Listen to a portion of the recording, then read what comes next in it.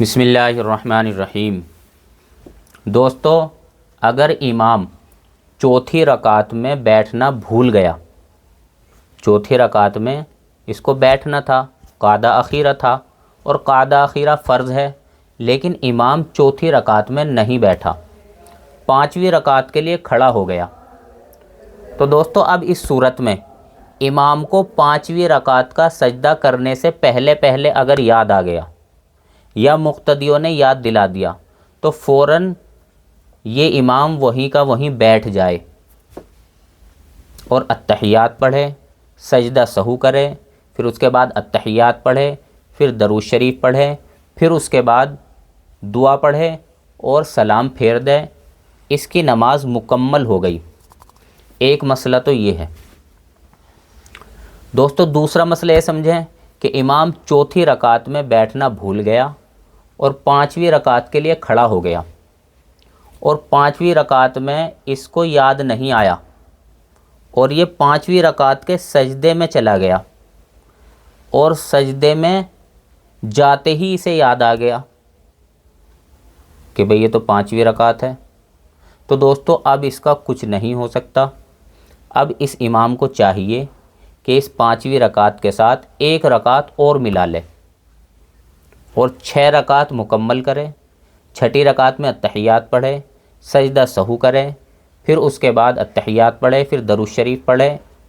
پھر اس کے بعد دعا پڑھے اور سلام پھیر دے۔ یہ اس کی 6 رکعتیں نفل بن جائے گی، اور اپنی فرض نماز کو پھر دوبارہ پڑھائے۔ دوستو یہ مسئلہ اس صورت میں ہے جب امام چوتھی رکعت میں بیٹھا نہ ہو اور پانچویں کے لیے کھڑا ہو گیا ہو۔ لیکن دوستو اگر امام چوتھی رکعت میں بیٹھ گیا، التحیات پڑھی، پھر اس کے بعد کھڑا ہو گیا پانچویں کے لیے، تو دوستو اگر اس امام کو سجدے میں جانے سے پہلے یاد آ گیا تو یہ وہیں کا وہیں بیٹھے اور التحیات پڑھے، سجدہ سہو کرے، پھر التحیات پڑھے، پھر درود شریف پڑھے، پھر دعا پڑھے اور سلام پھیر دے، اس کی نماز مکمل ہو گئی۔ اور اگر دوستو امام نے چوتھی رکعت میں امام بیٹھا تھا، التحیات پڑھی تھی، پانچویں کے لیے کھڑا ہو گیا، اور اب اس کو سجدے میں جانے کے بعد یاد آیا، تو دوستو اب اس امام کو چاہیے کہ یہ اس رکعت کے ساتھ ایک رکعت اور ملا لے اور اپنی 6 رکعت مکمل کرے، چھٹی رکعت میں التحیات پڑھے، سجدہ سہو کرے، پھر التحیات پڑھے، پھر درود شریف پڑھے، پھر دعا پڑھے اور سلام پھیر دے۔ اب اس کی 4 رکعت فرض ادا ہو گئی اور 2 رکعت اس کی نفل ہو گئی۔ دوستو پہلی صورت میں چونکہ یہ امام چوتھی رکعت میں نہیں بیٹھا تھا تو اس کی 6 رکعت نفل ہوئی تھی،